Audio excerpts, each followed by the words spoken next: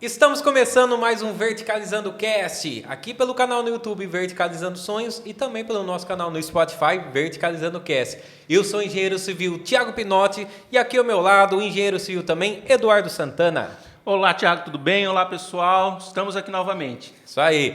Também aqui com a gente, nos ajudando aí a idealizar esse projeto, o engenheiro civil Jonas Mingoia. Fala, pessoal, tudo certo com vocês? Quero pedir aqui encarecidamente, hein? Se inscreva no nosso canal, ative as notificações, tá? Para você ficar por dentro. Para aquela pessoa que está construindo, temos aqui um conteúdo de qualidade. Lembra dessa pessoa e envie para ela nos seus grupos do WhatsApp. Nós aqui estamos construindo conteúdo de valor para você. E aqui tem um QR Code também que vai te redirecionar para o nosso grupo do Telegram. Você vai receber em primeira mão aqui o nosso conteúdo. É só apontar a câmera e se inscrever. É isso aí. Edu, o que o pessoal precisa fazer no YouTube para ajudar a chegar mais pessoas, hein? Vai lá naquele botãozinho de inscrever-se, clica lá, ativa o sininho. Se você ainda não é inscrito, dá essa força aí pra gente, para o canal crescer e chegar ainda mais pessoas. Também visite o nosso site verticalizandosonhos.com.br, que vai ter um conteúdo cada vez mais legal lá para vocês, tanto de curso, de e-book, vai estar tudo uma coisa especial lá para vocês que estão construindo e para todos os seus amigos também. É isso aí, pessoal. Vamos lá começar o podcast? Bora! Hoje é assunto muito bacana sobre engenharia elétrica, sobre segurança do trabalho. Vamos saber um pouco mais, ter uma aula aqui hoje sobre esse assunto e o que você precisa saber, né? Para isso estamos recebendo aqui um grande conhecedor aí do tema.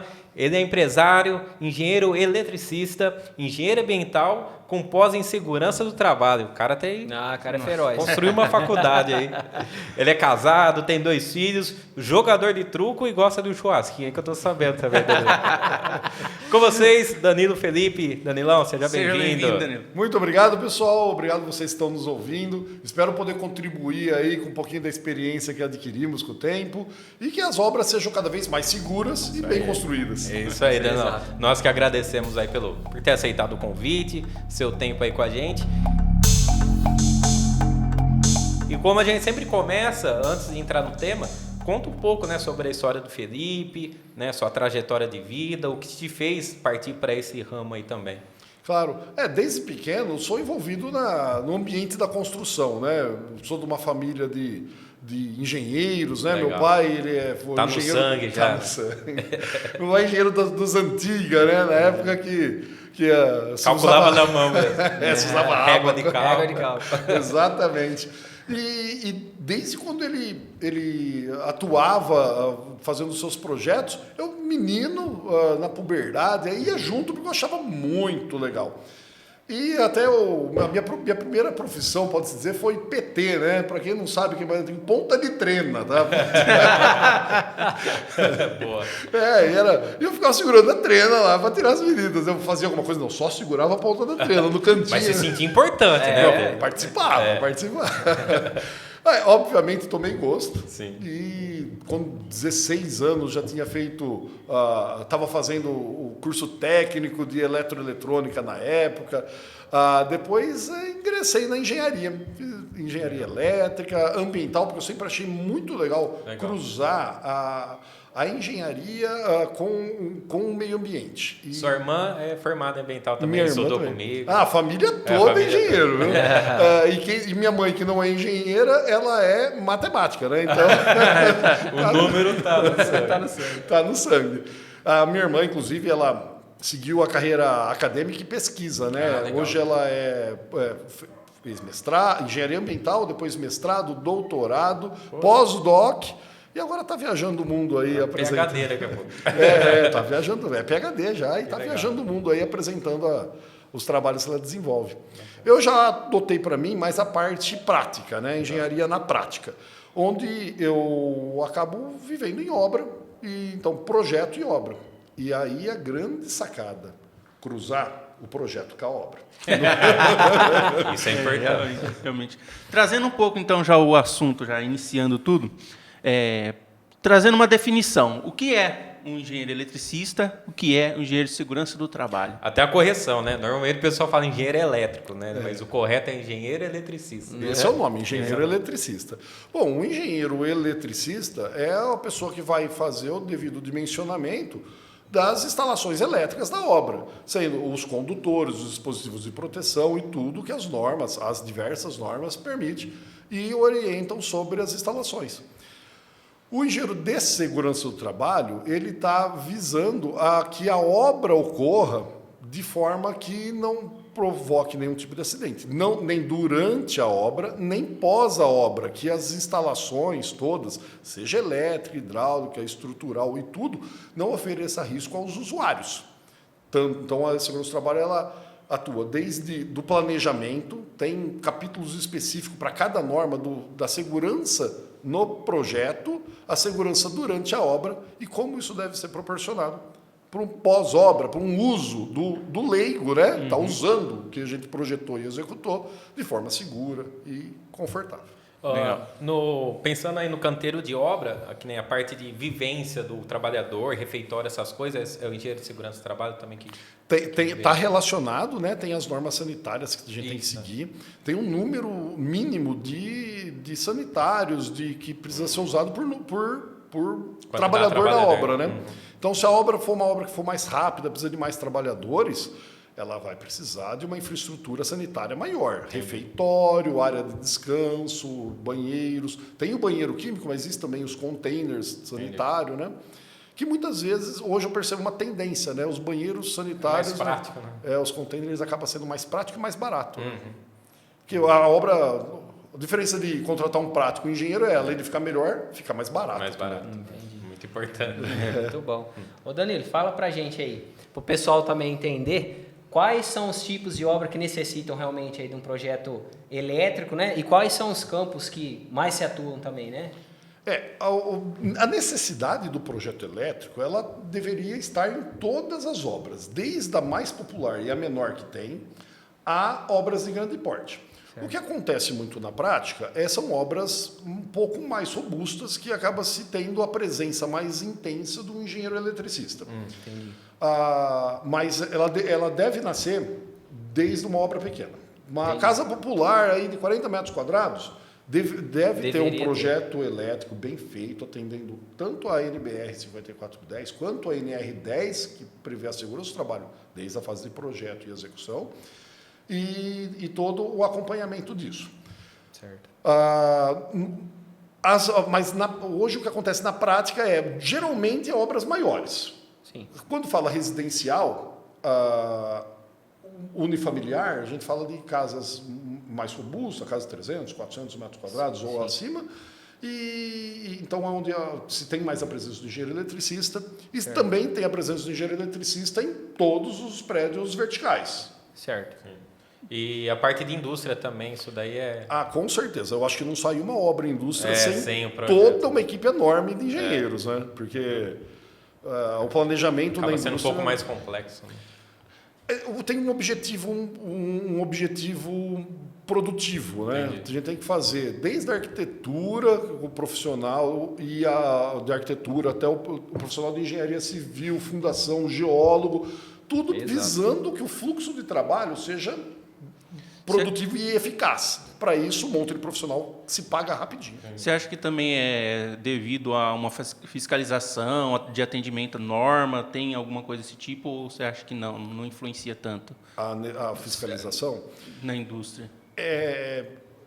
Existem os órgãos fiscalizadores da nossa profissão, né? Que são o CREA, para nós engenheiros, e o CAL, para os arquitetos. Ambos devem fiscalizar a existência de profissionais devidamente habilitados nas obras. Não o trabalho dele, né? Mas se existe... Se existe. Né? Se o trabalho está sendo bem feito ou mal feito, vamos chamar assim, outros 500. Mas o CREA hoje fiscaliza,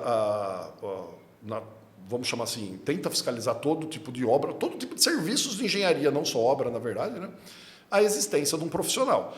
E isso acaba aqui dando vários benefícios para o consumidor final, que é leigo na nossa profissão, por isso contratou nós profissionais, a segurança de que existe um responsável técnico que vai fazer o negócio bem feito, e a segurança para nós profissionais, serviço, né? Se todas as obras contratam devidamente os engenheiros civis e os demais engenheiros, tem serviço tem para campo aí. todo mundo trabalhar. Entendi. Ô Danilo, o que você acha que é o maior desafio aí encontrado hoje para um engenheiro eletricista? Que a gente pega na prática, né? Pegando para o lado de casas, poucas pessoas fazem um projeto elétrico para casa, né? Você acha que isso é por conta de custo, é falta de conhecimento ali do cara que vai construir, que não sabe a real necessidade disso? Eu acredito que soma tudo um pouco. Tá. Quando o pessoal vai construir uma residência, já muitas vezes não vê valor em outros projetos complementares. Perfeito. Né? Muitas vezes só quer ver o projeto aprovado na prefeitura porque sabe que é obrigatório. E o 3D lá, que é onde que ele está, é o visual. É o visual. Viu um 3D, às vezes nem feito por profissional da área e acha que está tudo bem. Ok. Aí, então a gente tem um probleminha aí de falta de valor, né? Falta de valor. Isso remete diretamente no preço, porque se não viu valor no serviço, acaba que qualquer real se torna caro. Poxa, esse dinheiro eu colocaria isso na obra ou aquilo. Comprar um piso mais bonito. Né? Então, em projetos residenciais, sofre um pouco isso na nossa profissão. Porém, é o tipo de economia, pode falar burra, é o tipo de economia burra que a gente vê. Por quê? Eu não estou falando isso valorizando o engenheiro eletricista. Estou falando todos.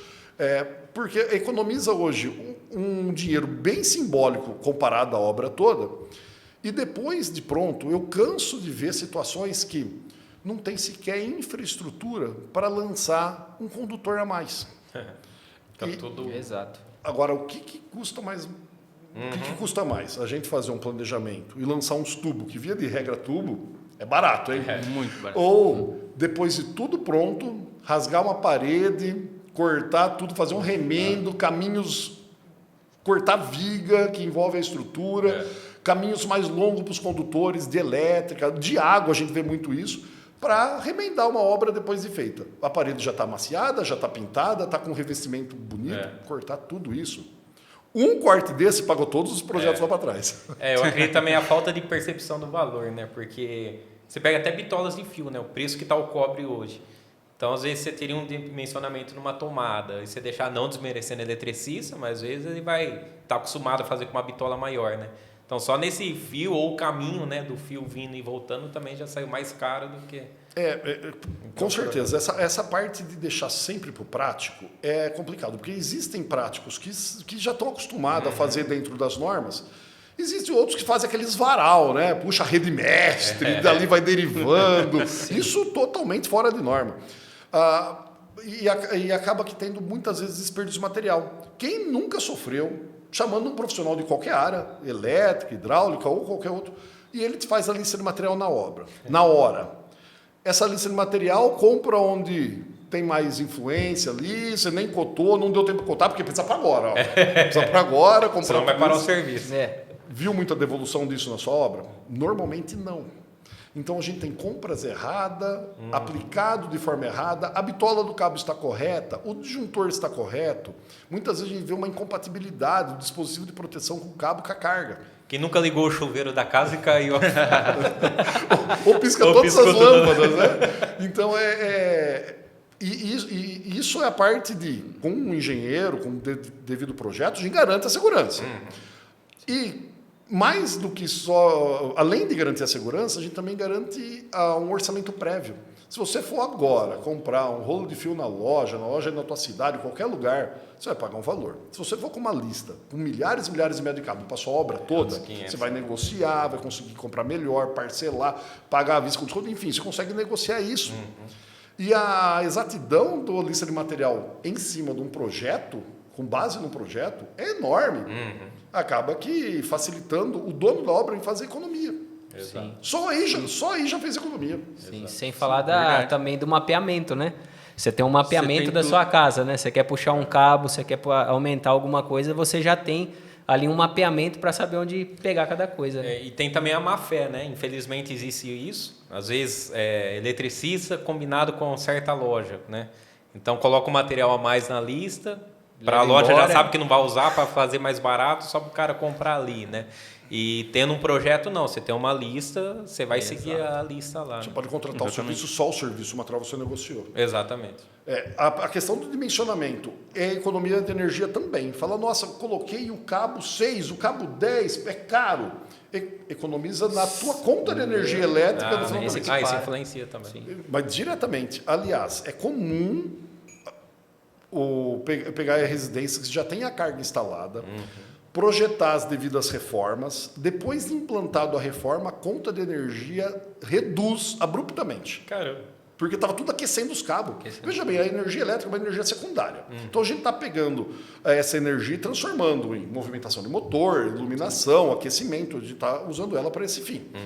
Agora, quando a gente aquece o cabo por causa de uma bitola mais fina ou coisa do tipo, a gente está gastando energia. O relógio lá do concessionário está medindo essa energia sendo gasta, aquecendo o cabo do tubo. Entendi. Isso gasta energia, é perigosíssimo. Literalmente taca fogo na casa. Entendi. Porque ele vai esquentar. Pode esquentar o ponto de fundir o material, ele vai abrir, vai derreter a capa, por mais que a capa é anti-chama, mas ele vai derreter, vai pingar fora essa capa. Vai encostar um cabo no outro ou o cabo na massa e eles vão abrir. A hora que abrir, vai abrir um arco elétrico. Se esse arco elétrico estiver num lugar que tem um mínimo de combustível próximo, seja uma cortina, seja um plástico, seja alguma coisa que estiver próximo, aí já começou um princípio de incêndio. Entendi. Isso pode ser catastrófico. Ô Danilo, com relação à segurança do trabalho, pequenas obras, médias obras, grandes obras, qual é o porte ou o tipo da obra que começa a necessidade, a obrigatoriedade de um segurança do trabalho? A segurança do trabalho, toda obra precisa do PGR da NR18. Há um ano e meio atrás a gente falava do PCMAT, né? E agora mudou para... Mas é o programa de gerenciamento dos riscos que existe na obra. Toda obra precisa do PGR. O que acontece é que, em função do número de funcionários, você tem que aumentar profissionais da área dentro da obra. Então, se for uma obra pequena, você mantém só o programa de gerenciamento de risco e um serviço de consultoria na obra. Então, se faz uma fiscalização pontual. Isso até casas residenciais, tudo? Toda obra. Toda obra precisa de PGR da NR18. Aí... Ops.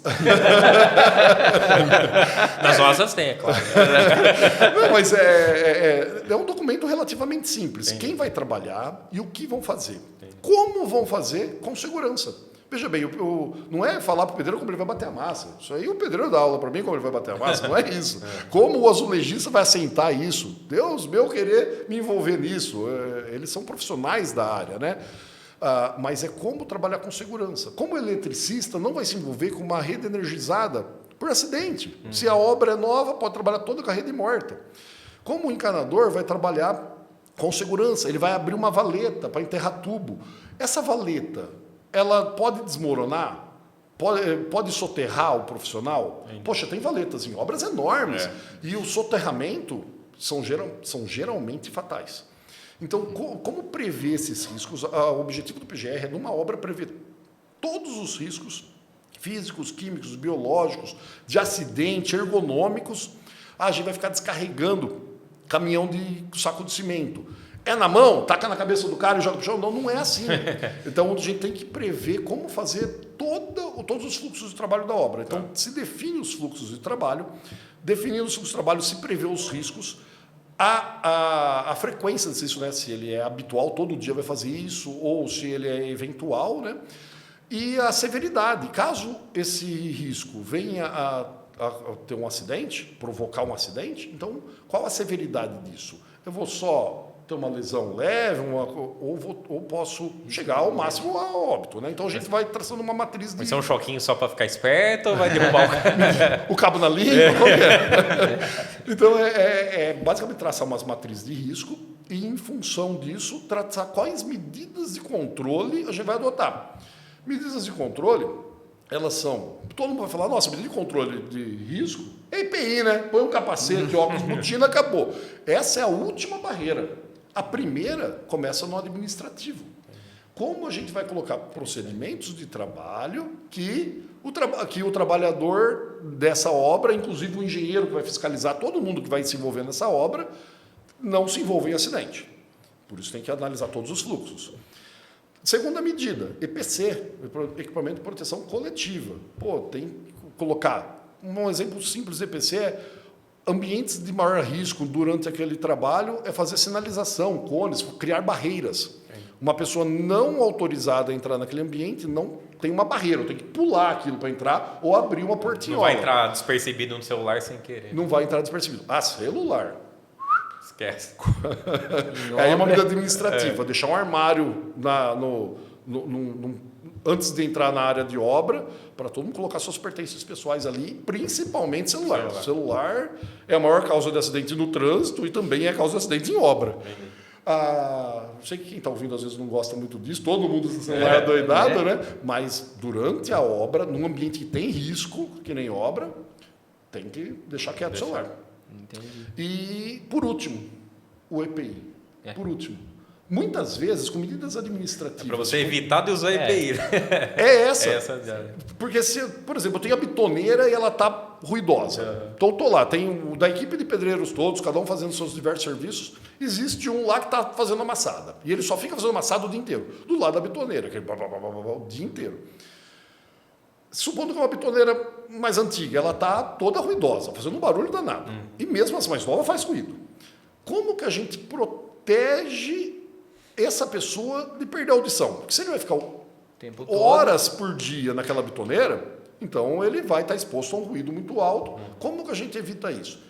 Se conseguirmos enclausurar a parte ruidosa da bitoneira, fazendo com que esse ruído fique abaixo dos limites de tolerância, aí não precisa do EPI. Não precisa do EPI. Olha que legal, não precisa do protetor. Você está resolvendo a causa, na verdade, né? Não o que está lá como uma árvore, né? Resolve a raiz, não o fruto. Mas é isso. EPI é quando não teve jeito de resolver de outra forma. Entendi.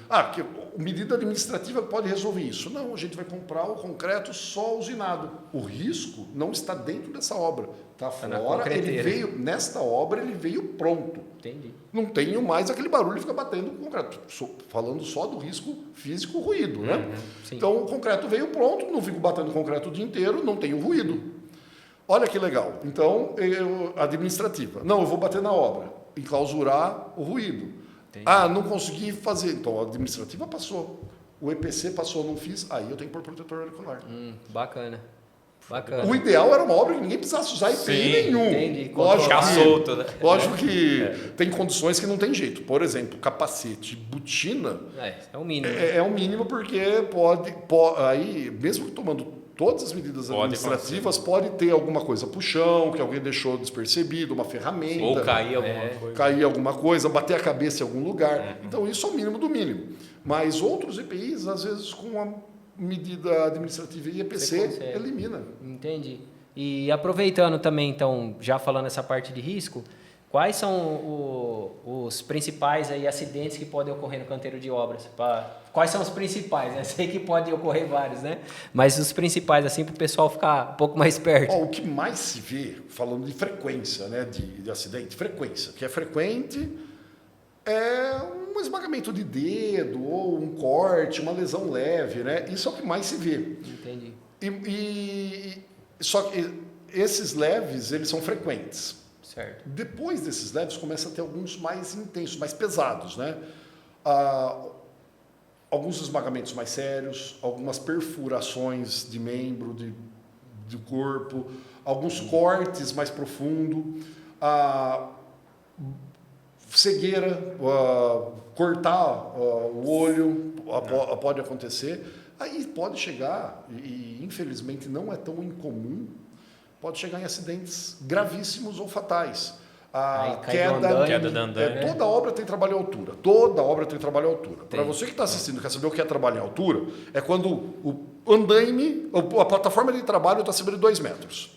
Está subindo um muro, a tábua do andaime está acima de 2 metros. Andaime não é só um ferro com tábua, hein? Tem toda uma norma para isso também. Então, toda obra tem trabalho em altura. Queda, elas nunca são leves. Pode ser grave, pode ser fatal. Já aconteceu, e infelizmente acontece, alguns acidentes, alguns esmagamentos fatais, a empilhadeira causando esmagamento em outros companheiros, caminhão, pá basculante. Olha... É bem propício o acidente mesmo, né? E aí tem toda uma responsabilidade. Daí o dono da obra, leigo na engenharia, contrata uma equipe de pedreiro prático, contrata um profissional para aprovar o projeto da prefeitura, ok, economizou em tudo. E alguém sofre um acidente dessa magnitude. Isso. Ou mesmo um acidente leve, alguém esmaga o dedo e perde um pouco da mobilidade aí no dedo. Todo empregador, ele é responsável pelos seus funcionários. E o dono da obra, ele é o empregador do empreiteiro, que ele é responsável solidário. Então, uma situação dessa, cai um processo trabalhista, o trabalhador teve o dedo esmagado, processa o empreiteiro. Solidariamente, o advogado dele já processa o dono da obra. O empreiteiro, muitas vezes, não tem onde cair morto. E aí não vai conseguir honrar com esse compromisso. O dono da obra é o responsável. E pode sobrar para o engenheiro também, não pode? Né? Com certeza absoluta. Sabe aquele engenheiro? Esse é o problema. Não, isso cansa de ver. Cansa de ver, tá? O engenheiro foi contratado para fazer um projeto e execução. Isso, porque a prefeitura exigiu o RT de projeto de execução. E a prefeitura já exige para garantir que tenha um responsável na obra. Sim. Olha que parte legal. Isso normalmente é os engenheiros civis, né? Vocês, engenheiros civis, que estão nessa frente de combate aí. Exato. Aí contrata o engenheiro para fazer projeto e execução de obra. Sim. Quantos profissionais, ou quer dizer, engenheiros formados com carteirinha que não fiscalizam obra? Mas aos rodos. Eu acho que é mais da maioria do que fiscaliza. Sim. Não fiscaliza. E aí acontece um acidente na obra desse engenheiro. O que vai acontecer? Esse rapaz, ele responde criminalmente pelo acidente. Exato. Pô, mas ele não fez, o empregador lá, o dono da obra, não contratou um engenheiro de segurança para fazer o PGR, não contratou... Não, tudo bem, mas ele é responsável pela segurança do trabalho da equipe da obra, do que ele está na RT dele. Exato. E se botou aquela RT magrinha ainda, projeto e execução de uma edificação de tantos metros quadrados. É tudo, irmão. É tudo. É tudo. É fundação, aliás, é a geotecnia da fundação, a fundação, a estrutura, a arquitetura, a elétrica, a hidráulica, o revestimento, é tudo. É tudo. É tudo. O cara, assinando isso, é responsável pela obra inteira. Exato. E às vezes não aparece numa obra. Não vai nem ver. Tem nem a curiosidade. Onde que é, né? Pois é. E, aliás, Bom, nós sabemos de situações que a obra foi construída no terreno do vizinho. Sim. Obra construída no terreno do... Tem, porque não Ou construiu no meio, invadiu o vizinho. Tem de monte disso. Infelizmente, né? Sequer alocou a obra corretamente. Sim. Mas ele é responsável por isso. Sim. E caso o dono da obra, mais uma vez leigo com a situação, por isso contratou um engenheiro. Legalmente. Acaba falando, amigão, E aí? Aí o engenheiro civil que vai responder, que fez isso, ou o arquiteto que fez essa obra nessa condição, né? Ele vai ter que indenizar os dois. Pesado. Pesado. Não, a nossa profissão é de extrema responsabilidade. Ela não é um negócio assim, fiz um projetinho Milão, tá? Beleza? É o caneteiro. Milão, aquele cara às vezes... Não, mas é legal a gente conscientizar até os clientes, né? Porque acha que um projeto é caro só vendo pro lado do projeto, né? Mas olha a responsabilidade. Falando em projeto estrutural, 25 anos a responsabilidade, né? De um projeto aí estrutural. Exato. Então, não é só o projeto, é tudo por trás também. Pois é, porque o pessoal muito se baseia naqueles 5 anos de garantia de construção. Sim. Mas se a falha for no projeto... Não é esses 5 anos. É eterno. É eterno. Se a falha for no projeto, não sou estrutural, vou falar uma besteira aqui. Era para pôr 6 barras de ferro de meia nessa viga. colocou 4, irmão, daqui 10 anos, Deu um Hora pau. que trincou, cedeu ou alguma coisa pior, e caracterizar que é falha de projeto ou vício de projeto, vai responder. vai responder. Perfeito. Ah, você tá velhão, tá aposentando. Ok, beleza. Vamos usar a sua aposentadoria. Ô, Delão, voltando aí na parte de engenheiro eletricista, eu vejo bastante pessoal com dúvida sobre aterramento de obra, né? Todo mundo sabe que tem que ter, mas não sabe o porquê, se é real necessário, né? Então, explica pra gente, né? Para que serve o aterramento e qual a melhor maneira de fazer isso pensando numa casa. É claro. Boa pergunta, Thiago. É uma coisa que, quando enterra alguma coisa, cai naquela questão, enterrou, não vê, estou enterrando não dá dinheiro, valor. né? Não dá valor. O aterramento, ele é a proteção principal das instalações elétricas. Ele não é secundária, não é complementar, suplementar, se usa muito na 5410, ela é a principal. Então, toda fuga de corrente, a fuga é o que não foi para o equipamento, aquilo que foi para algum outro lugar. Foi para esquadria, foi para a armação da estrutura, foi para a mão do operador, tudo que não foi diretamente Lembrei de usado. novo do chuveiro, né? Você vai ligar o chuveiro, é daquele Dá o choque. terra. É isso aí. É a corrente que passou pela água do chuveiro, toda essa fuga, tudo que não foi usado da forma que deveria ter sido, que é aquecer a resistência do chuveiro, que é girar um motor, que é acender uma luz. Então, tudo que não foi usado para essa finalidade é a fuga. Se fala muito na prática, o carcassear, a falta na massa, enfim, tudo isso aí é fuga de corrente. E essa fuga de corrente, a proteção principal é o aterramento. Então, fugiu corrente, né? Ela está vazando de onde devia, tem que ir para o sistema de aterramento. Certo. E o sistema de aterramento, eles são diversos previstos em norma, diversos mesmo. Tem sistemas de aterramento que é interligado com o neutro na entrada, tem sistema de aterramento que é totalmente isolado do neutro, tem sistema de aterramento que tem uma impedância diferente. Existem vários, para cada condição é um. Mas ele tem que ter, tanto na obra depois de pronta, um senhor sistema de aterramento. Quando eu falo senhor, não é cravar uma hastezinha lá, ligar na barrinha do quadro e falar que está aterrado. Não, isso aí não é nem perto de um sistema de aterramento. E durante a obra também, existem os aterramentos para a obra e quando em manutenção existe aterramento temporário também. Até o conceito, ele tá evoluindo. A gente está mudando de aterramento, devagar, né? Estamos indo de aterramento evoluindo para equipotencialização. Mais do que aterramento, é tudo, essa estrutura metálica desse microfone, tudo estar no mesmo potencial. Tá, e para o pessoal entender também, que eu acho bacana que uma vez me comentaram com isso, existe também uma carga para essa fuga e a haste também tem que ser calculada. O pessoal acha que também às vezes coloca uma haste para uma construção de 500 metros, tá tudo certo. Isso daí é calculado. É calculado, com certeza. O aterramento Não tem um padrão, então. Não é. Vou colocar 3 hastes em delta. O pessoal. Tem um formato, né? Tem um formato 3 hastes em delta. Não, isso aí é importação de um conceito para outra aplicação, tá? Falou, o aterramento em linha, aterramento em delta, cercar o prédio com um anel de aterramento. Cada um é um objetivo. E tem uma especificação para cada um, né? Então não é faço assim é o melhor, faço assado é o melhor. Para cada caso é um caso. Por exemplo, aterramento em delta, ele é usado muito na zona rural, onde tem um transformador no poste. Tá.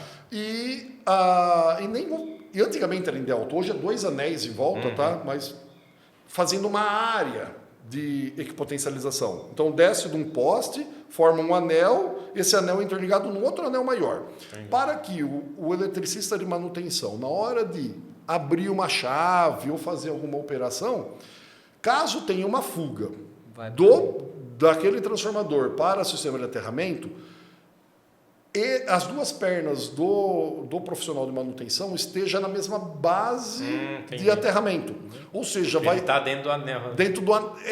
Mais do que dentro do anel, ele está tentando ser equipotencializar ali. Então ele não vai dar uma diferença de potencial nas pernas dele. Legal. Por isso tem esse delta, ou agora os anéis, e cada concessionária tem o seu padrão. Essa é uma finalidade. Ou agora, na sua residência, ela pode ser um aterramento em linha, porque você não está visando essa situação. A sua residência ou a sua indústria, ela fez um cálculo e precisa de para-raio. Pô, como que é? Aí é diferente. É um aterramento mais robusto. Aí você já até explica a diferença para-raio para o SPDA. Eu igual? falei para-raio para ser popular, tá. mas é o SPDA. É o SPDA, tá, beleza. Para quem não sabe, SPDA é Sistema de Proteção contra Descargas Atmosféricas. Ó. Tá? Essa é a tradução. Bonito, possível. Bonito. Não, e é bem legal, porque a nossa norma hoje ela é muito boa mesmo. Passou por revisões desde 2000 e pouco, que transformou ela numa norma excelente. Legal. E agora ela está muito mais musculosa. Mas as normas antigas de SPDA no Brasil, elas eram importadas de norma europeia. O que acontece? Na Europa tem menos frequência de raio e eles são menos intensos. No Brasil é muito mais frequente e muito mais intenso. Eu acho que o Brasil é um dos países que mais tem, né, descarga. Está entre os países que mais tem frequência de trovoadas e mais tem, e as trovoadas são intensas, muito intensas. Então, qualquer fiozinho ali serve para parar. Não, no Brasil não. Tem que ser uns cabos mais robustos. Certo. Aí o SPDA, né, o para-raios, né, popularmente conhecido como para-raios, ele prevê a proteção da edificação. Olha isso. É um conceito diferente do aterramento funcional. Ele prevê a proteção da edificação e das pessoas contidas dentro da edificação. Já o aterramento funcional, ele prevê a proteção de máquinas e equipamentos e pessoas na falta ou no carcassear, na fuga da corrente. Entendi. Obviamente, os dois conceitos eles não são distintos. Eles têm aplicações distintas, mas eles devem ser projetados interligados.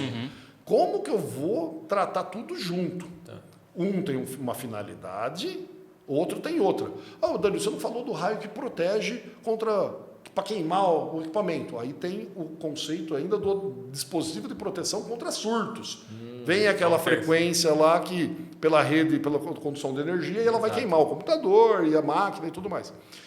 Aí você tem que juntar esse terceiro conceito no sistema, vou chamar de aterramento, mas não é só aterramento, é um sistema todo. Esse terceiro sistema é tipo de um disjuntor, fica na quadra elétrica? Eles são peças, sim, e são os DPS. Ele tem uma carinha de disjuntor e ele é instalado nos quadros. Existe também um projeto, um dimensionamento para isso, desde a entrada de energia ao quadro principal, aos quadros terminais. Então existe uma coordenação dos DPS.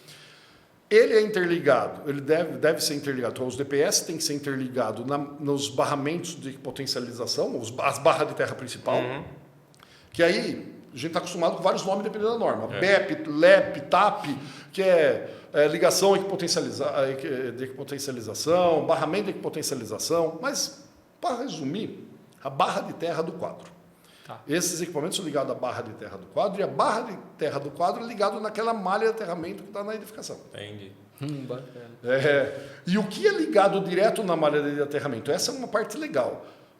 Direto na malha de aterramento é ligado o barramento do quadro e as descidas do SPDA. Só. Eu liguei o computador, vou ligar direto na malha de terra? Não. Você vai ligar na barra de terra e essa vai ser ligado na malha.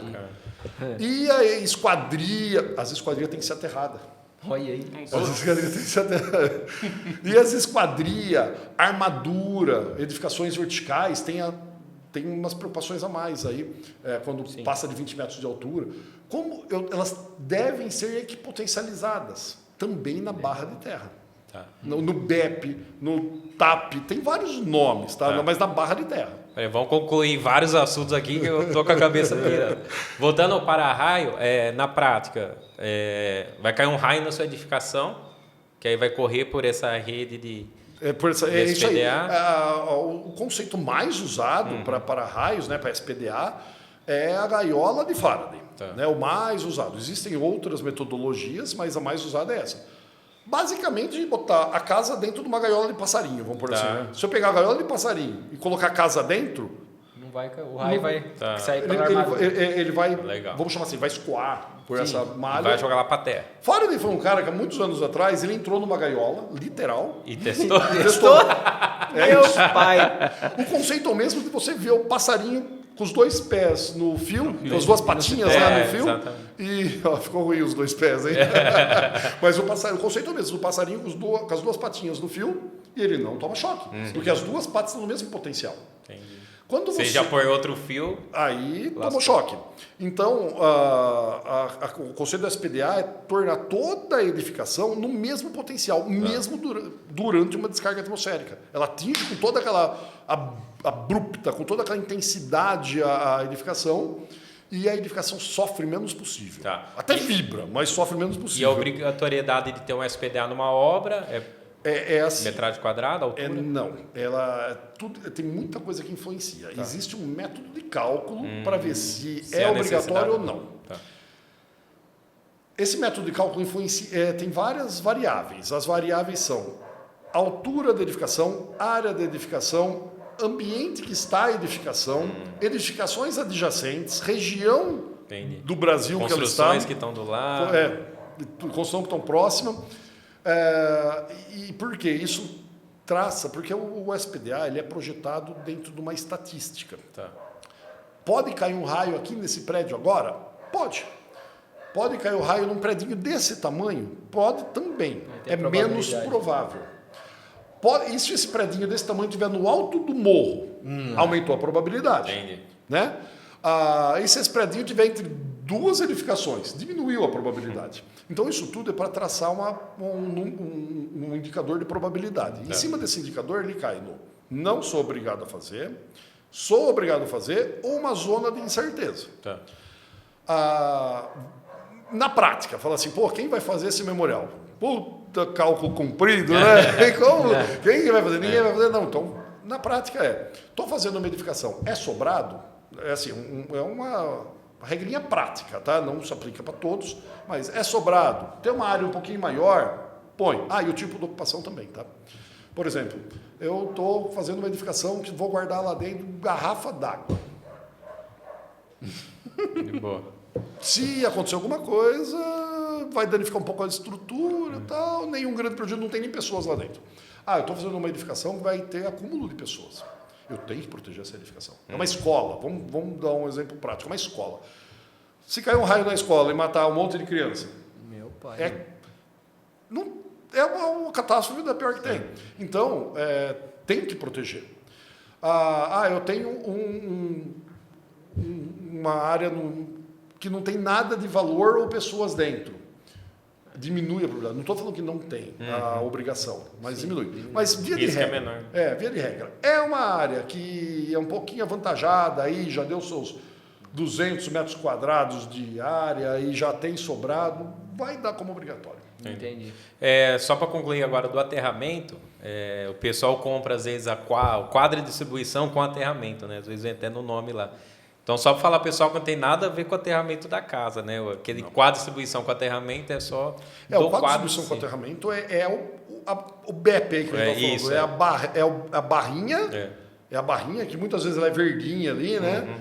Ela tem um acabamento verde, um plástico verde. É aquela barrinha que vai ligar a malha de aterramento e vai ligar o aterramento que sai para a tomada, o aterramento que sai para a esquadria, a potencialização da esquadria e outras coisas. É só o pessoal não confundir, né? Que, coloquei já o aterramento no quadro, então a casa já está... Tá tudo bem, tem uma barrinha ali. Ô Danilo, e falando sobre circuitos da casa, tem uma melhor maneira de distribuir o que pode estar junto com aquilo, por ambiente, por tipo de tomada, por tipo de iluminação? Qual a melhor forma de distribuir esses circuitos numa residência? Desculpa. Tem sim.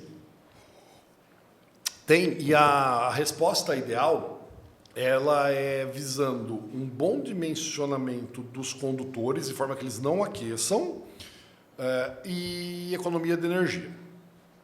Obviamente tem coisas que não se misturam, mas vamos lá. Então, circuitos de sinal e circuitos de potência não deve ser no mesmo condutor, né? Então, quando a gente fala circuito, o conceito de circuito é aquele que tem um disjuntor, que é o dispositivo de proteção, e o condutor, o cabo, né? Isso é um circuito. Aí, como que eu faço uma boa distribuição? Eu devo separar esse agrupamento de cargas e calcular a probabilidade de uso delas, que é a demanda. Então, eu chego num cômodo, por exemplo, nessa sala aqui onde nós estamos gravando o podcast, tem diversas tomadas espalhadas. Essas diversas Algumas tomadas... bem sobrecarregadas. sem Benjamin. Sem Benjamin. Aí tem diversas tomadas. Essa é uma sala que temos equipamentos profissionais, temos câmera, temos televisores, temos outros dispositivos eletrônicos diversos. Essa é uma sala que a probabilidade de usar todas essas tomadas ao mesmo tempo existe. Está aqui, estamos usando. E tem mais. Tem equipamentos que têm um consumo de energia maior. Não estamos só ligando o laptop, né? Estamos usando algumas coisas que consomem um pouco mais de energia, que tem uma potência instalada maior. Então, a gente tem que separar. Quando a potência instalada de um equipamento ela é maior do que 600 watts, maior que 600 watts, a gente costuma chamar ela de tomada de uso específico. Tá. Quer dizer que ela precisa de um circuito só para ela. Ela não pode estar... A tomada dela e a tomada do mesmo cômodo que seja, não pode estar junto no mesmo fio. Então, equipamento passou de 600 watts, é um disjuntor e um cabo só para ele. Na prática, forno micro-ondas, forno elétrico, todos esses equipamentos que tem numa cozinha, chuveiro elétrico, ar-condicionado, todos eles precisam de um disjuntor só para ele. Pô, Danilo, mas eu preciso de outras tomadas para ligar meu mixer, para ligar meu laptop, carregar meu celular. Correto. Essas aí a gente chama de tomadas de uso geral. Tá. Então, o ideal é fazer um bom layout do ambiente onde você está fazendo a instalação e fazer uma definição de onde que, ou mais provável, que vai usar esses equipamentos domésticos de potência mais alta, que são para colocar lá as tomadas de uso específico. Cara, isso vai andar muito com a arquitetura, né? Que o layout da arquitetura que vai definir onde está um forno, onde está alguma coisa que tem que saber. Totalmente. Na verdade, eu não enxergo nenhuma área da construção isolado. Entendi. Nem a parte lá do acabamento final não é isolada nenhuma.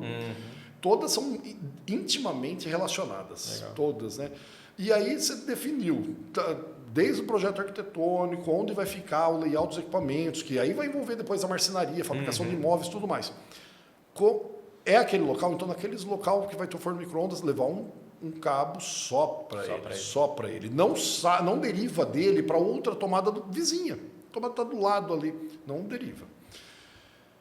Então, 600 watts. Abaixo de 600 watts, a gente agrupa algumas tomadas. Existe todo um cálculo para isso, não sei se a gente entra nela, mas a gente faz os agrupamentos, né? A gente faz os agrupamentos dessas tomadas e coloca um disjuntor com os cabos ligando várias tomadas.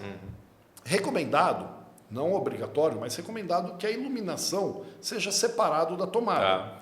Por um motivo bem simples. Manutenção. Amanhã eu vou trocar essa tomada. Preciso desligar o disjuntor. Exato. Aí eu desligo a luz junto. Aí você não enxerga. Pega o celular. Tem que pegar a lanterna para poder fazer a manutenção. Então, por um motivo muito óbvio.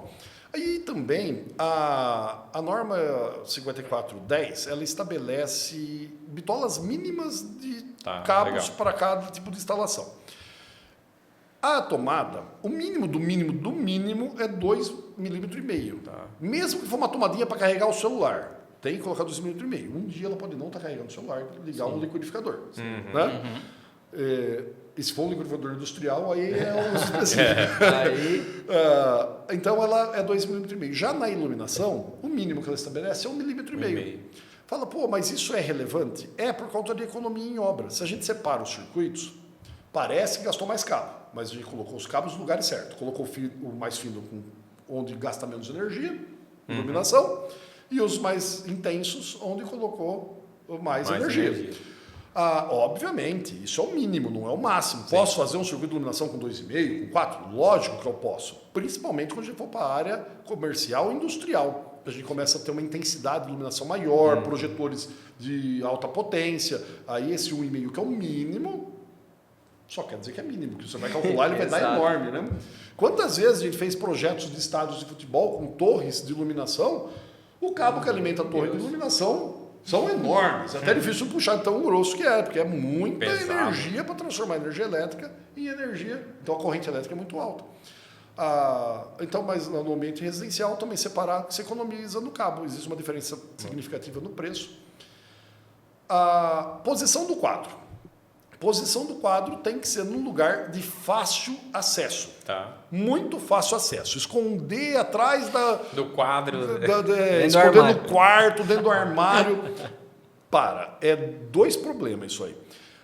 Que a hora que o eletricista de manutenção for ter que mexer, que uma hora vai ter que dar uma manutençãozinha, não vai ser fácil. Você vai pagar mais na mão de obra de manutenção depois. E outra coisa que não deve. Sim. Porque nesses quadros, eles, sendo bem montados, eles não vão te proporcionar nenhum risco de incêndio. Mas caso você contrate uma mão de obra não qualificada e não construa um quadro corretamente, lá vai virar um quadro de emenda de fio. E não é o objetivo, não é previsto em norma, não deve acontecer, mas é um lugar que pode, às vezes, centelhar, ter a faísca aí, e se tiver atrás de algum material... Foi perto da roupa... É isso aí. Danilo... E tem mais um motivo, né? Poxa, a tomada ali tá faiscando, corre, desliga o disjuntor. Até chegar sai correndo e no quadro desligar o disjuntor. E aí? O quadro está escondido atrás do... O quadro de distribuição está escondido atrás de um quadro de decorativo. Tira o quadro para depois abrir a tampa. Não, tem que ser rápido, prático. Entendi. Falando em tomada, cara, nossa, um negócio que eu sofro. Tomada de 10 ampere e 20 ampere. Pino grosso, pino fino. Pino grosso, pino fino.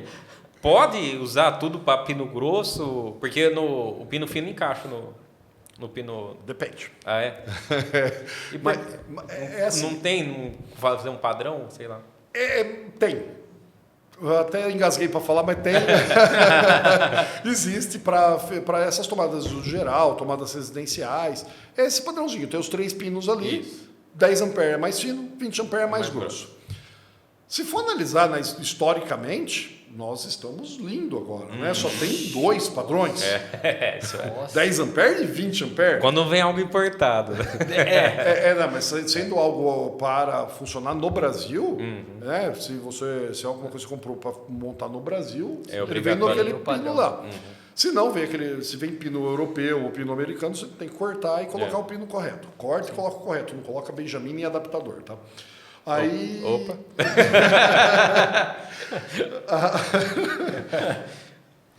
E nem quarto terra também. Não dá. Tem uns 3 enfiados ali. Vamos ao secador, coloca o pino fino e coloca na tomada pino fino. Aí vai já... Né? Infelizmente, né? Acontece muito. Várias coisas acontecem. Derrete a tomada, derrete o adaptador, queima teu equipamento... E pode tacar fogo em alguma coisa. Meu pai. Quando os equipamentos têm o pino de 20 amperes, gente, se o equipamento você comprou, já vou considerar que comprou no Brasil ou importado, mas com o pino padrão brasileiro. Se ele vem com o pino de 20 amperes, é porque você precisa usar uma tomada de 20 amperes. O fabricante custou mais para ele colocar um pino de 20 amperes. Colocou porque é bonito. Né? Não é porque um pino grosso fica melhor. É muito comum em secador de cabelo ver isso. Nossa. Secador de cabelo tem lá aquele pino grosso. No banheiro tem aquela tomadinha buraco fino.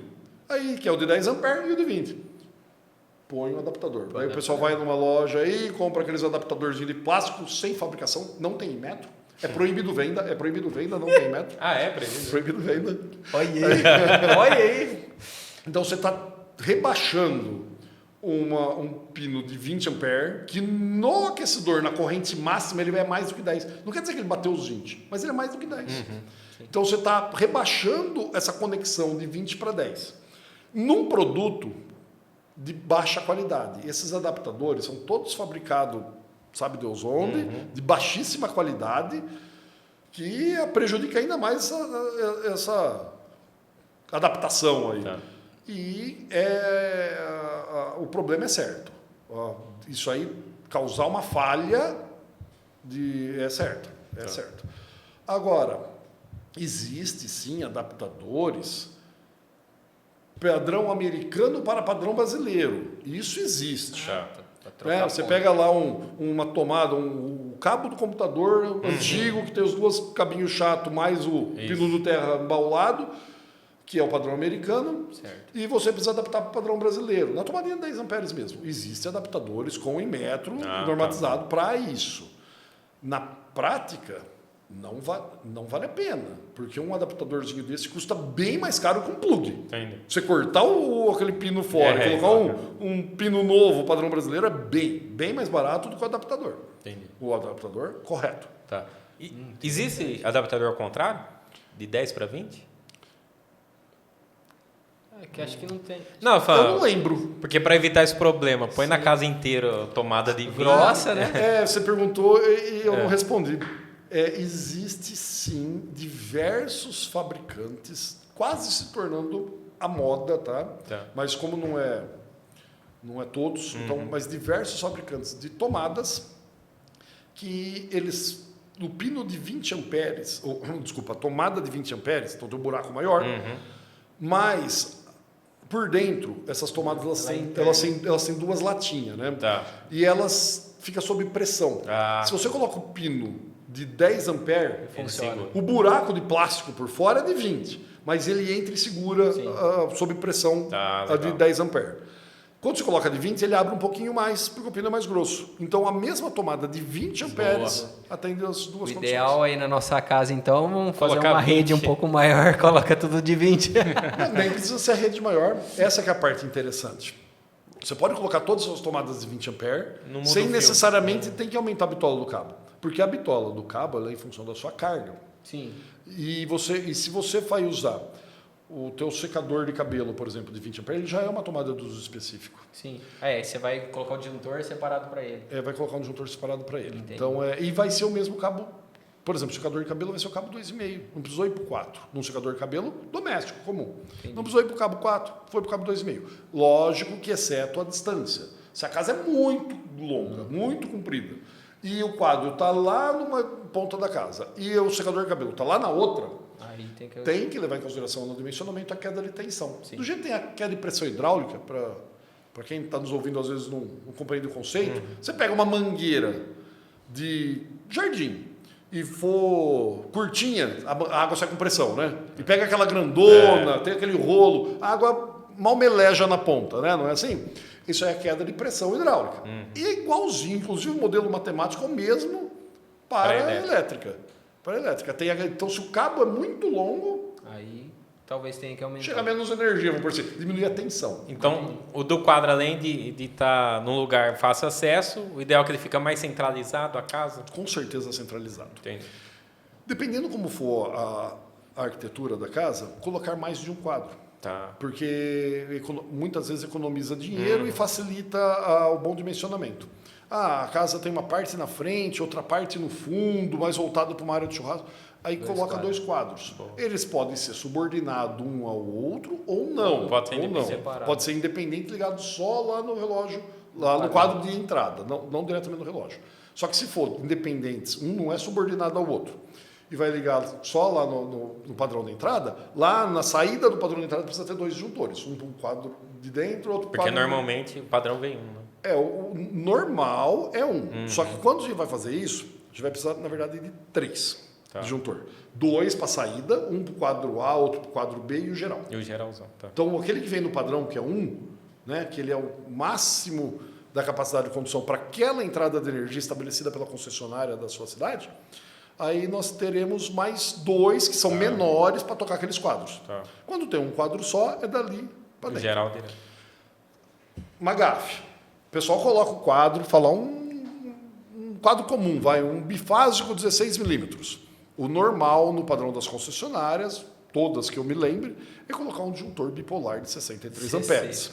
Beleza. Agora. Então, padrão de entrada de bifásico com cabo de entrada 16 milímetros de cobre e o disjuntor geral, após o relógio, bipolar de 63 amperes. Muito comum. Nossa, eu acho que é a grande maior parte das residências. Sim. Depois, na hora de passar esse cabo, nossa, cabo 16 é caro, hein? Deixa eu pôr o cabo 10. Deixa eu pôr o cabo 10 de alumínio? Pode cabo 10 de alumínio? Não, você pode fazer instalação cabo de alumínio. Mas, aí o cara põe cabo 10 de alumínio levando até o quadro. O que vai acontecer? Esse disjuntor, ele é dimensionado para 63 amperes. Quando a gente põe o cabo 16 de cobre, o cabo 16 de cobre depende do tipo da instalação também, tá? Se a instalação é aérea, subterrânea, dentro de tubo, dentro de calha, isso aí varia bastante. Mas, via de regra, quando esse cabo 16 começar a aquecer mais do que ele deveria aquecer, o disjuntor vai... É porque está tendo uma corrente maior do que 63 amperes, via de regra, tá? E o disjuntor vai desarmar. Quando você põe um cabo 10 de cobre mesmo, essa corrente, via de regra, cai para 50 amperes. Varia um pouco do tipo da instalação, mas cai para 50 amperes. Se esse cabo tiver com 60 amperes, olha só, tiver com 60 amperes, o cabo está fadigando, está aquecendo, e o disjuntor nem sabe disso. Entendi. Nem sabe. Então, assim, resumindo, o 16 milímetros é o mínimo, né, para uma residência? Para entrada de energia é o mínimo. É o mínimo. Existe uma condição num cabo menor, mas não se usa. Tá. E esse 16, então, é o que tem que ir até o quadro? Ou não necessariamente? Esse 16 é o mínimo da entrada. Para ir até o quadro, geralmente, para seguir a risca, tem que ser maior. Ah, tem que ser maior. Porque você tem aquela tensão até o quadro. Vamos falar aqui a tensão do quadro da entrada de energia, que a concessionária, por resolução da ANEEL, já pode te entregar com até 7% de queda de tensão. Então, já pode ser isso. Já todo 220 já pode ter caído para 200 volts aí, ó, para 205 volts. Se eu errei na conta, tudo bem. Edita aí, coloca aquela tarjinha assim. Mas a concessionária já pode ter te entregue um pouco menor até a tensão, e tudo bem. Sim. Não é bom, mas tudo bem, está dentro do. Pela ANEEL. Depois ela cair a tensão até o quadro de distribuição, porque conduziu até lá. Para depois vai cair a tensão até a tua tomada. Vai somando isso, vai chegar nada na tua tomada. Vai chegar uma tensão nociva ao teu equipamento. E nociva às suas instalações. Quanto menor a tensão, maior a corrente. Então, se cair a tensão por um condutor muito longo, vai exigir a potência do equipamento, muitas vezes é fixa, é estabelecida. Por exemplo, um aquecedor de cabelo, ele vai tentar funcionar sempre naquela mesma potência. Aí você reduz a tensão. No caso, o aquecedor de cabelo, não. O aquecedor de cabelo ele vai mudar, porque a resistência é a mesma, a impedância é a mesma, então ele vai reduzir, vai aquecer menos. Mas se pegar um motor, o motor da geladeira, o motor do freezer, para ele funcionar, ele vai manter sempre a mesma potência. Para esse motor manter sempre a mesma potência, ele vai exigir que a corrente e a tensão seja proporcional ao trabalho que ele vai exercer. Se a tensão cair, ele vai puxar mais corrente. Sim. Olha isso, se a tensão cair, ele vai puxar corrente. Entendi. Se ele puxar corrente, vai aquecer o cabo mais do que devia. E já é um cabo longo. Exato. Que está oferecendo que é tensão. E vai cada hora prejudicando mais essa situação. Você percebe que tem uma curva de prejuízo aí. Vai acabar podendo acontecer acidente, queimar o motor e até mesmo... Isso que eu ia perguntar, danifica também o aparelho. Né? Com certeza. Então, nesse caso, entrou 16, acima de 16 é 25? O padrão é 25. 25. Então, entrou 16, aí até o quadro certo seria 25. Via de regra, né? Sim, falar assim, ó, padrão. Tô construindo agora, o que eu faço? Se a tua entrada for 16, a tua saída já põe 25, porque você tem que ir até o quadro. Entendi. E a diferença de um bifásico para o trifásico? É que você tem duas redes na casa? É isso? Não, aumenta uma fase. E, assim, para casas um pouco maiores, compensa para o trifásico, tá? Falar, o mínimo da tarifa é um pouquinho mais caro, só que os benefícios são diversos. Até financeiro, tá? Muitas vezes um quadro, uma entrada de energia e uma rede de alimentação do quadro trifásica, muitas vezes é mais barato do que uma bifásica. Entendi. Vamos entender por quê. Fala, ô louco, aumentou um fio e é mais barato? Onde você tá com a cabeça, né? Mas olha só. Supondo que a sua casa é um pouco maior, então você já colocou bifásica 25. Quando eu falo um pouco maior, não estou falando uma casa enorme, não. Coloca 2 chuveiros na sua casa e os 2 vão ligar ao mesmo tempo, a rede bifásica 16 não suporta. 2 chuveiros, a rede bifásica 16 não suporta. Sim. É simples assim a conta. E quem não tem 2 chuveiros em casa? Sem contar ar-condicionado. Você está vendo como é o bifásico 16, todo mundo coloca por causa de uma questão de preço, e para ter 220 para ligar o ar. Mas se for fazer o cálculo, ele não serve. Sim. O mínimo que se deve colocar é um bifásico 25. Mas vamos colocar um bifásico 25 aí, porque Aí o eletricista falou que era o melhor ali, porque tem muito ar-condicionado, tem 3 chuveiros. E vamos lá, e chegou nisso aí. Está tudo errado, já devia ir para um padrão acima. Você vai na elétrica aí na tua cidade e vê quanto custa um cabo 25. Você vai entrar 25 e tem que sair o cabo até um quadro que seja maior. Mas vamos considerar tudo 25 para fazer uma conta de boteco. Entrou o cabo 25, 2 fases, de um bifásico, hein? Neutro, e você, ali no quadro, pôs um sistema de aterramento. Então, você tem 2, dali para frente vai sair o cabo de aterramento. Então, você tem 2 fases e o neutro, 25, os 2 pretos e o azul, e o terra, nesse caso pode ser 16 milímetros, ele vai seguir até o quadro. Então, você tem 3 fios, 3 cabos 25 e um 16. Certo. Quando você parte para o trifásico 16... Aí você pode diminuir. Aí o trifásico, o próximo padrão, né, na área de construção do CPFL, da grande maioria das concessionárias, você tem o bifásico 25, depois o próximo passo é trifásico 16. Então, é muito mais carga que você coloca, porque ele vai existir um balanceamento das fases, você tem muito benefício com isso, e você vai aumentar o quê? 3 fases, 16, o neutro 16 e o terra 16. A gente falou 5 fios. Olha só, trifásico é 5 fios, 5 fios 16. O bifásico é 4 fios, 3 é 25, 1 é 16. Sim. Faz a conta sobre bifásico, não é mais caro. Boa. Já tirou tudo a verdade. Já matou, né? Falar. E aí, nem matou a cobra, mostrou o pau, mostrou a cobra. Pode fazer. A tua casa é pertinho do padrão. Pode fazer que é mais caro. Legal. Se a casa for mais longe do padrão, então, muito mais caro. Sim. E aí, para o pessoal também que tem dúvidas sobre o projeto elétrico, eu acho que é legal conscientizar todo mundo, seria o seguinte, para calcular isso, até o próximo assunto aqui que eu iria te pedir é sobre o padrão de entrada, o ideal para cada residência. Então, por que é interessante você fazer o cálculo aí do projeto elétrico, né? Porque você consegue dimensionar a quantidade de carga que tem, consequentemente dimensionar a bitola do fio e o seu padrão de entrada. Então, normalmente, o pessoal coloca 2 fases aí no 16, igual ele falou. Dessa forma aqui, você sabe se vai ter que ser um trifásico 25, um trifásico 16 milímetros ou um bifásico, né? Então, isso seria muito interessante. E queria que você comentasse também sobre esse padrão de energia. Quais eram aí o ideal para cada residência, que vai depender do cálculo, né? Resumindo, não existe um padrão, né? Não existe um padrão ideal, né? Quando a gente fala do padrão de entrada, esse nome é popular padrão de entrada porque é o postinho. O postinho, porque é o né? padrão da concessionária. Tem que seguir o padrão da concessionária. Os padrões, né? Hoje está muito na moda o postinho capelinha, mas existem vários padrões, com pontalete, com pilar de concreto já incorporado na edificação, e aí precisa de uma RT, da RT. Pode ser junto com a RT da obra, só que tem que estar previsto que suporta a tração do cabo, ou uma RT à parte do engenheiro civil. Inclusive o trifásico precisa de uma RT também, né? Tem vários padrões que precisa de RT, mas em função da área e em função da carga. Então, o trifásico precisa de RT e mesmo o bifásico, se a área for maior, também precisa de RT de engenheiro eletricista.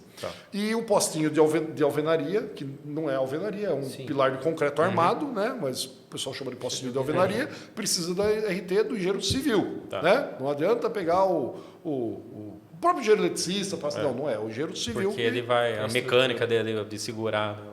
Porque apesar de ser para entrada de energia, mas o que o engenheiro civil está testando nesse caso? Que aquele poste suporta a tração mecânica. Certo. Eu pus uma rack de ferro galvanizado com o olhar puxando. E é uma bela puxada. É uma puxada. Dependendo da bitola do fio. É uma bela puxada. Muitas vezes é pesado mesmo. Então, se pôr um negócio preso de qualquer jeito, numa parede de bloco, sem revestimento, essa puxada pode arrancar fora esse parafuso. Até puxar a parede. Pode até puxar a parede. Então, tem que garantir que isso vai estar bom. Por isso, cada macaco no seu galho, né? Cálculo da estrutura, o engenheiro civil vai lá e calcula e fala que suporta a puxada. E sempre foi assim, porque eu, principalmente, vejo muito em casa antiga, né? Aqueles pilarzão, até em tijolinho, na verdade, tem uma coluna por dentro, né? Mas assim, a gente vê muito em construção antiga. Ou entrando na própria parede, né? Isso. No centro, normalmente. Sempre teve bengalinha, né? Sempre foi assim a questão da RT? Sempre precisa. Eu não vou saber te falar, o sempre é muito Porque essas coisas aí, tipo ano 90, vamos falar assim. Mas de quando, com certeza, de antes de eu ser formado, e quando eu comecei a... Já sempre foi. Quando eu era adolescente, aí era obrigatório um engenheiro civil atestar que aquela construção de alvenaria está suportando. Entendi. Então, para o pessoal de hoje, vamos falar, o cara quer fazer um postinho invocado aí na casa dele. Ele pode fazer, então, desde que o engenheiro possa assinar essa RT. Se não quiser gastar uma taxa de RT a mais, se já for previsto desde o projeto arquitetônico, escreva na RT um tópico à parte na RT que ele vai ser dedicado também para suportar tantos kilonewton ou tantos decanewton. 300 danos. Ou decanewton ou quilograma-força, tanto faz. Entendi. Tanto faz entre aspas, né? Mas é especificado. Sim. E aí que entra de novo a definição do padrão de entrada. Os 300 DAN pode ser 300, pode ser 600, pode variar um pouco. Então, se for um padrão de entrada mais robusto para uma área comercial ou industrial, de uma indústria pequena, que pode entrar ainda na baixa tensão, já estamos falando de no mínimo 600 DAN. Então, já é uma estrutura um pouco mais...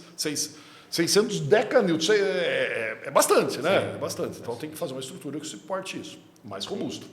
Bacana. Mesmo quando você compra um postinho padrão, o de 600 ele é mais grosso, é mais ferro. Para poder... O postinho homologado, né? E o outro menor. Sobre os tipos de padrão, respondendo à pergunta original, nós temos um leque monofásico, bifásico. Então, vamos falar região CPFL. Acho que a maior parte do pessoal é CPFL hoje. CPFL. Aqui é a região aqui. Né? Então, vamos lá. Monofásico, existe o tal do Mono 6, mas isso aí é algo... Eu nunca vi isso. Só vi por algumas casas populares que saiu uma vez ou outra e colocou monofásico 16 que não pode ter um chuveiro, não pode ter nada. Quando tem aquecimento de... Aqueles projetos do governo, ele já pôs um boiler com uma duchinha, com 2 plaquinhas de aquecimento solar e tem luz. Pronto. É para isso que serve. Entendi. É só para economizar um custo que vai ficar para o dono da obra depois ter que mudar, com certeza, porque não serve para nada aquilo. Aí tem o monofásico 16, depois tem o bifásico 16, bifásico 25, trifásico começa 16, 25, 35, 50, 70 e 95. Aí vai. Uma pergunta que eu sempre tive dúvida. O que faz quando, por exemplo, você pega uma indústria que aí as fases são superiores à dimensão do fio que está na rede principal, que está passando o poste? Tem que botar a rede principal, né? O que apronta nesses casos assim? Sempre tive dúvida com isso. Essa resposta ela é um pouquinho mais... Envolve um pouco de legislação nisso aí, porque é uma briga, tá? É briga de tudo que é consumidor com as concessionárias. Eu não estou falando só a CPFL aqui na região, mas todas elas. A concessionária tem que te entregar energia de qualidade. De qualidade. Muitas vezes a rede está lá obsoleta. Ela já não está com qualidade nenhuma ali. Naquele momento, sem a sua nova indústria ou sua nova residência, ela já não tem qualidade naquela rede. Já está obsoleta. Certo. Se botar um multímetro lá na rede, você vai ver que ela está obsoleta, ela não está atendendo com qualidade as ligações existentes. É muito comum, infelizmente é muito comum isso. E aí a gente vai aumentar mais uma unidade consumidora. Mais uma casa, uma comércio, uma indústria. E aí nós precisamos fazer com que a concessionária te entregue essa energia.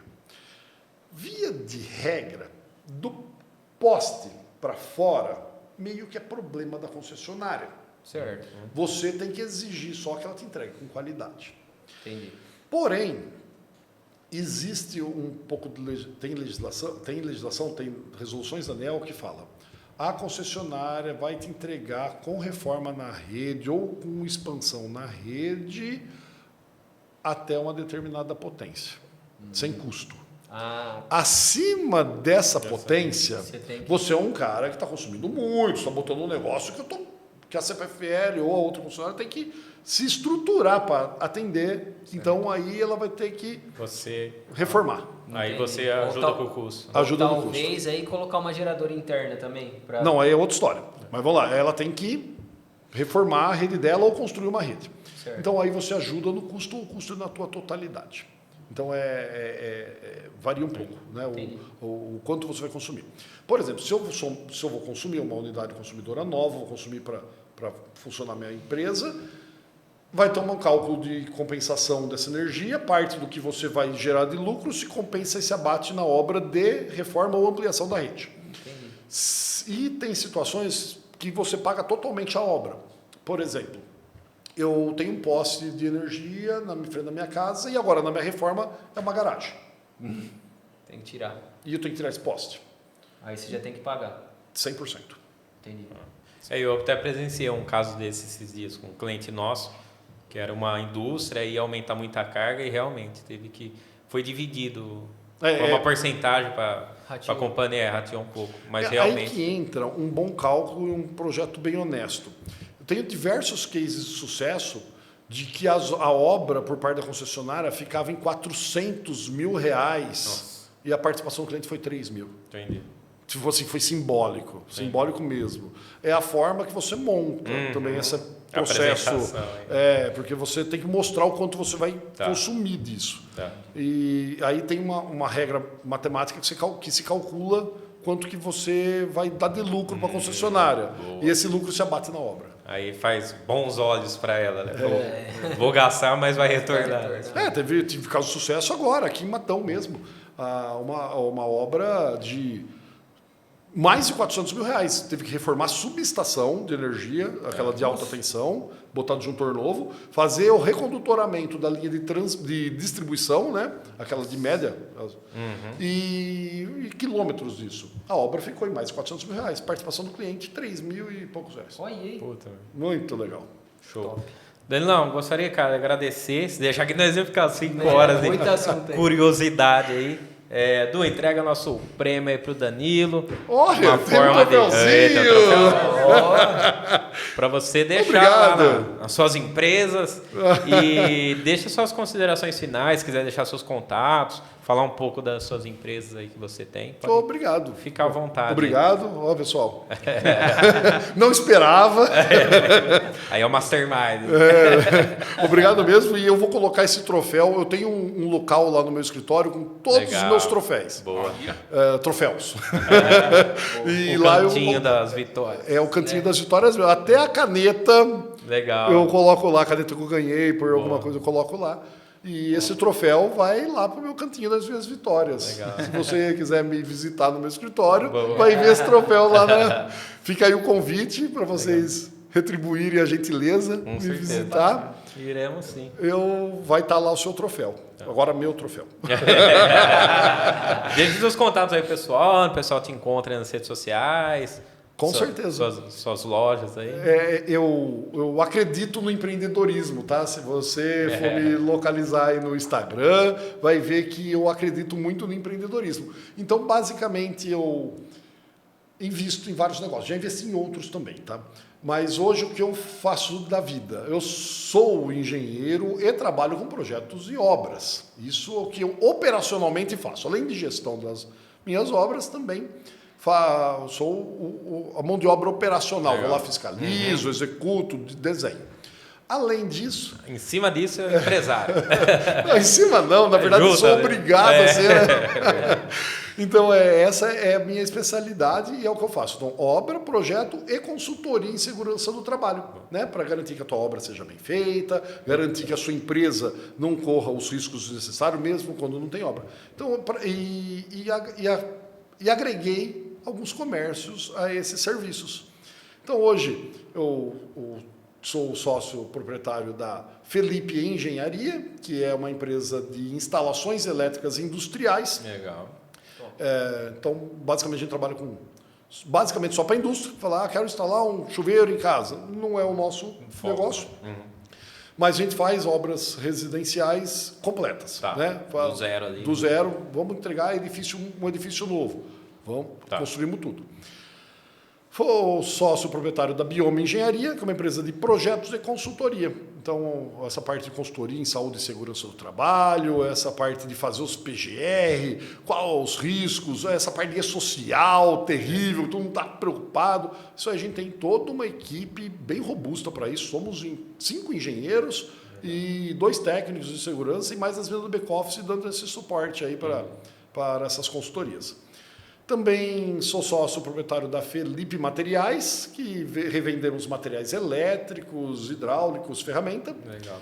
E sou sócio proprietário de uma outra empresa que é de um outro segmento, chama Ventura Store, onde trabalha com caça e pesca. Então, quer pescar, quer acampar. Quer comprar umas armas. Arma de fogo. É meu hobby, inclusive. Né? Não, caça capivara não pode. Só o Javapor. Javapor, por causa de licença, a gente tá ao vivo, né? Não, mas é assim, ó, cada um tem um hobby. A bola é muito redonda pro meu pé. Não dá. Se chuta, ela vai... Já o esporte de tiro de precisão, eu me dou melhor. Legal.